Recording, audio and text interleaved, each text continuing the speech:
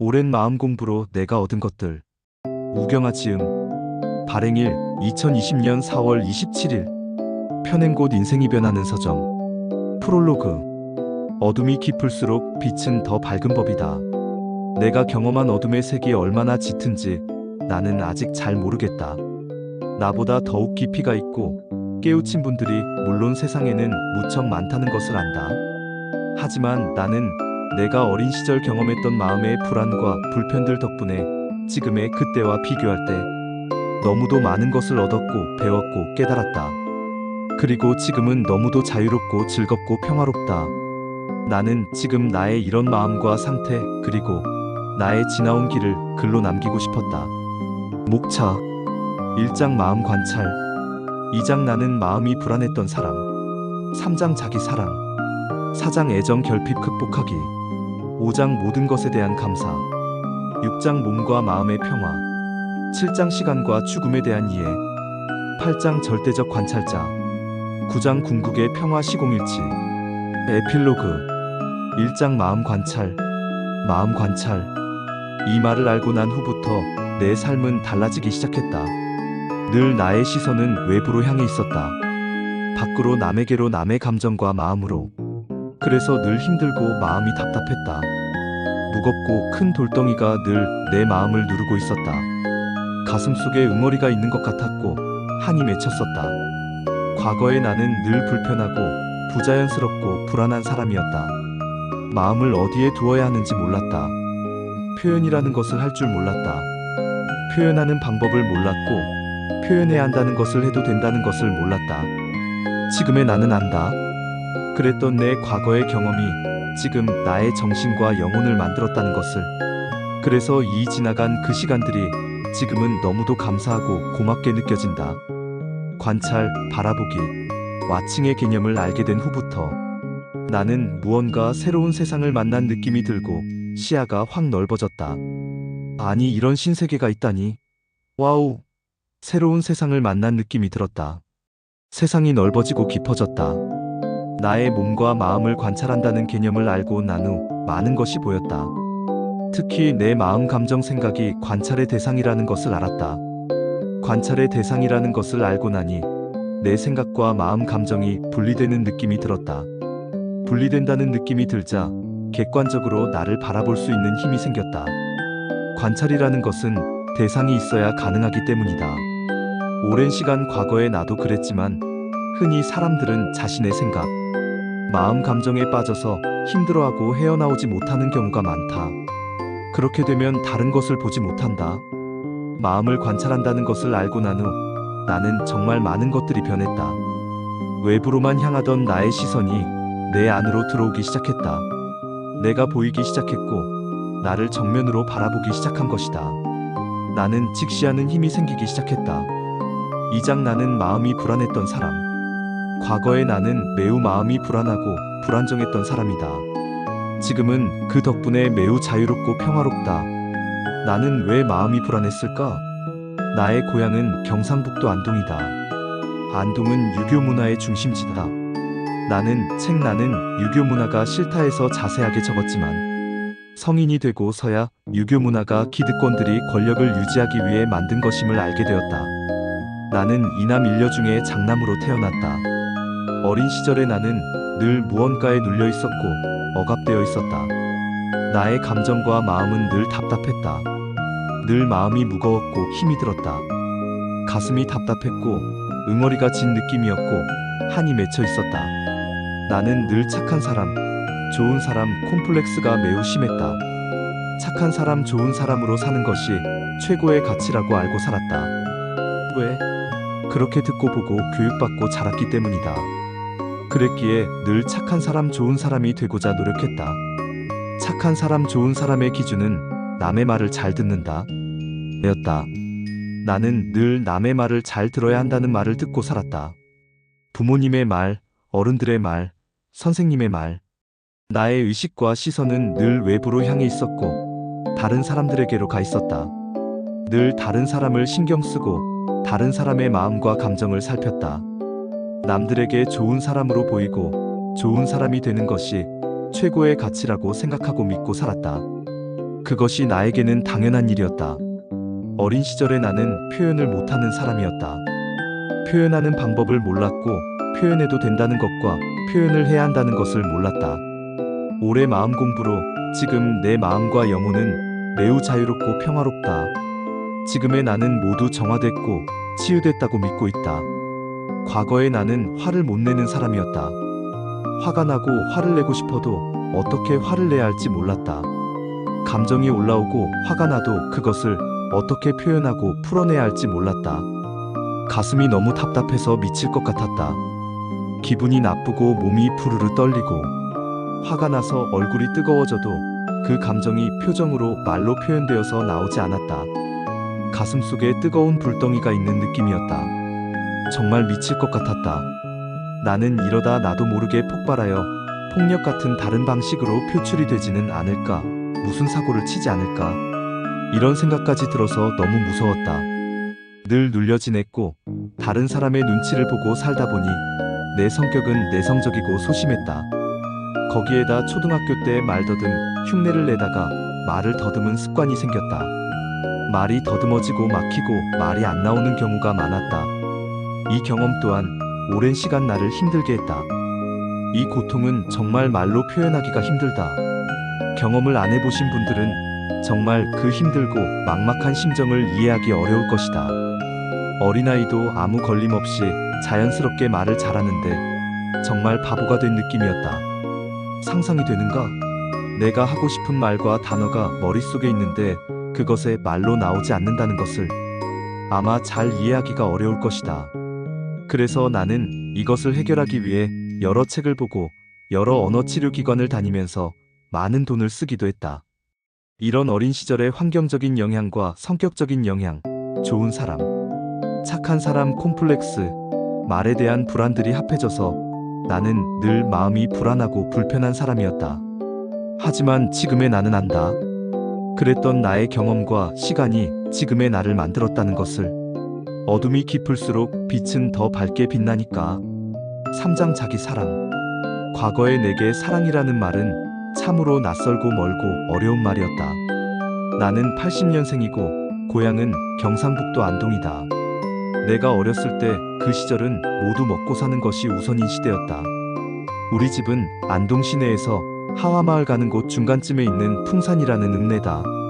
농사 짓는 분들이 대부분이고 우리 집은 농약방과 지업사를 같이 했다. 그 당시 대부분이 그랬지만 우리 부모님도 두 분 다 무뚝뚝하고 말이 별로 없고 감정 표현을 잘 안 하시는 분들이었다.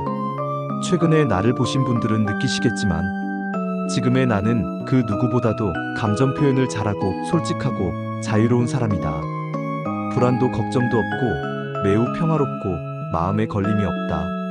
지금도 난 엄마 아빠와 편하게 나의 감정과 마음을 터놓고 대화를 못 해본 것이 너무도 아쉽다. 아버지는 내가 20살 때 위암으로 돌아가셨다.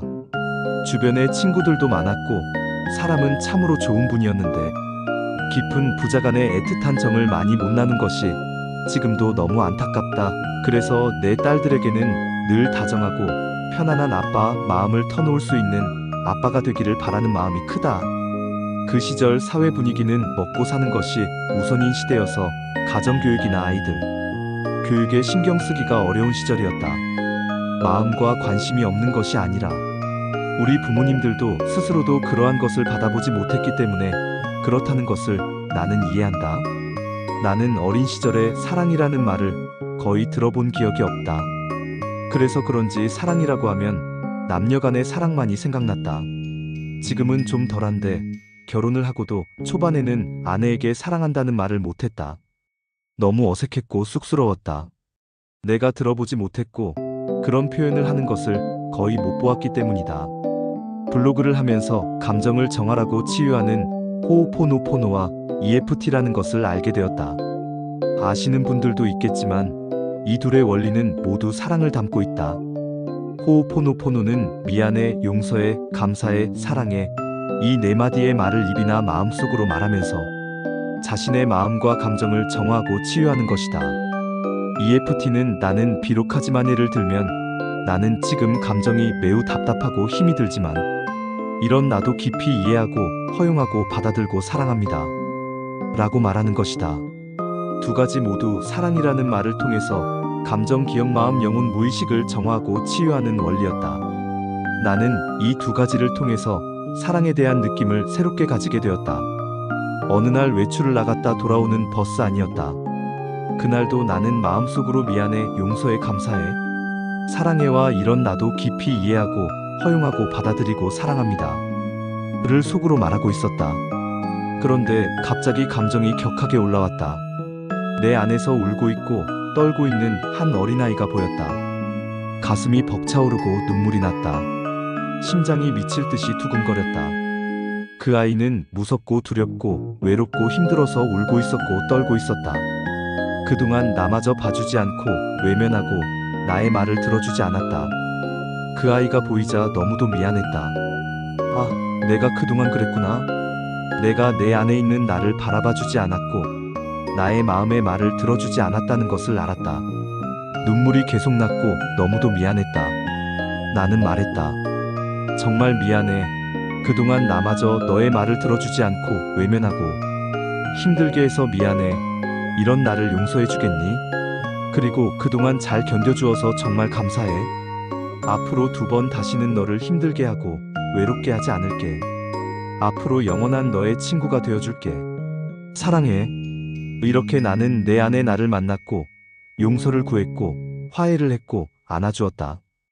이 일을 계기로 내가 나를 사랑하게 되었다. 나는 깨달았다.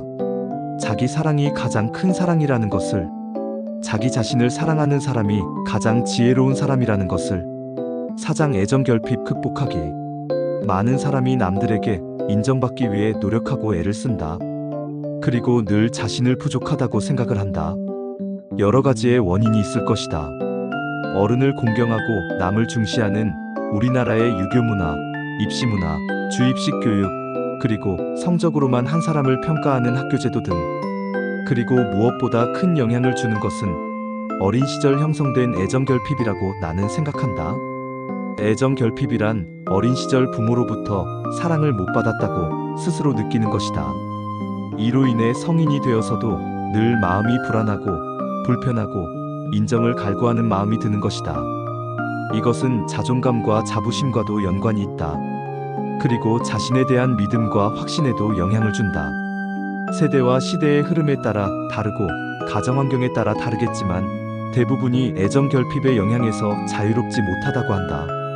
예전에 책에서 봤는데 어린 시절 배가 고파서 울었던 기억, 자다가 일어났는데 엄마 아빠가 없어서 무서웠던 기억, 이러한 것들이 모두 애정 결핍으로 인식된다고 한다. 화목한 가정에서 부모님의 애정과 관심을 듬뿍 받고 살았던 사람들도 무의식 속에는 조금씩 누구나 잠재되어 있다고 한다. 그래서 어린 시절 가정 불화나 아픈 상처가 있는 사람들은 더욱 오래도록 무의식의 속의 기억에 남아 힘들어하는 것이다. 더욱 무서운 것은 이러한 일들은 때를 이어 대물림된다는 것이다. 부모에게 받은 상처와 스트레스를 자기도 모르게 자신이 부모가 되면 같은 상처를 자식들에게 주는 것이다. 그래서 우리는 모두가 자기 자신을 치유하고 정화하는 방법을 알아야 한다고 나는 생각한다. 나 또한 어린 시절 부모님께 맞았던 기억들, 부모님이 싸울 때 싫고 무서웠던 기억이 있다. 나는 이러한 기억과 아픔 그리고 상처들을 다양한 심리 감정 프로그램들로 많이 정화하고 치유했다. 그리고 오랜 시간 글쓰기를 통해서 많은 감정의 해소를 경험했다. 그 모든 것의 핵심은 사랑이었다. 우리는 늘 사랑을 받아야 한다고 생각한다. 하지만 반대다. 내가 사랑을 주는 사람이 되면 된다. 바로 내가 내 안에 나에게 사랑을 주는 것이다. 내가 나의 몸과 마음을 아끼고 사랑하고 내가 나 자신을 정화하고 치유하면 되는 것이다. 그래서 모든 것의 기본과 핵심은 자기 자신에 대한 사랑이라고 나는 생각한다. 나는 이런 생각도 한다. 나 자신이 바로 사랑이고 빛이라고. 5장 모든 것에 대한 감사.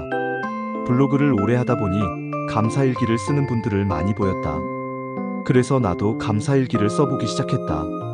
감사일기를 쓰면서 우리의 인생에는 감사할 것들이 정말 많다는 것을 알게 되었다.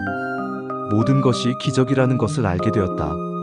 살아있는 것, 심장이 뛰고 숨이 쉬어지는 것, 볼 수 있고 들리는 것, 먹을 수 있고 말할 수 있고 움직일 수 있는 것, 이 모든 것이 기적이고 감사하다는 생각이 들었다. 나는 세상에 존재는 모든 것은 나를 위해서 존재한다는 것을 알았다. 모든 것이 나를 위해서 존재하기 모든 것에 감사한 것이다. 아름다운 자유, 신비로운 우주, 신비한 밤하늘의 별빛, 길가에 핀 들꽃, 열심히 자기 일을 하는 수많은 사람, 편리한 제품과 과학 문명들. 내가 좋아하는 틱나탄 스님의 책 마음에는, 평화 얼굴에는, 미소에는 이런 말이 나온다. 바다를 위를 걷는 것이 기적이 아니라 땅 위를 걷는 것이 기적이다. 그래서 나는 모든 것을 기적이라고 생각하고 모든 것에 감사한다. 6장부터는 2부에서 이어집니다. 감사합니다.